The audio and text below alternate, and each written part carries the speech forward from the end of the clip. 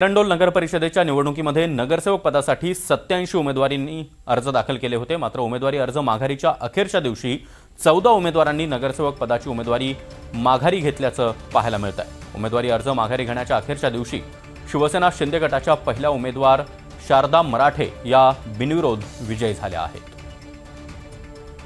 मंगेश जोशी सध्या आपल्यासोबत जोडले गेलेले आहेत। मंगेश, नेमकं काय घडलेलं आहे?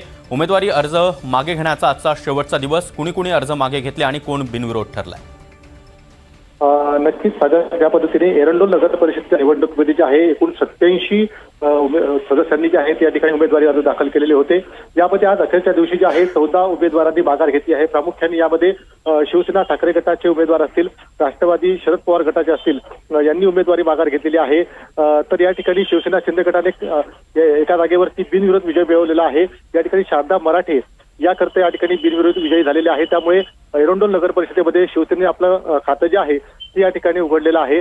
एकंदरीत पाहता आता या ठिकाणी भाजप शिवसेना या दोन्ही पक्षांची युती असली तरी मात्र विरोधात जे आहे या ठिकाणी राष्ट्रवादी अजित पवार गट व शिवसेना ठाकरे गट हे दोन्ही जे आहेत या ठिकाणी आता आमने सामन्याची लढत होणार आहे। एकंदरीतच या नगर परिषदेकडे जे आहे खर्च संपूर्ण जिल्ह्याचं लक्ष लागलेलं होतं, मात्र आता या ठिकाणचं चित्र जे आहे ते पूर्णपणे स्पष्ट झालेलं आहे। सागर, नक्कीच मंगेश, धन्यवाद या माहितीसाठी।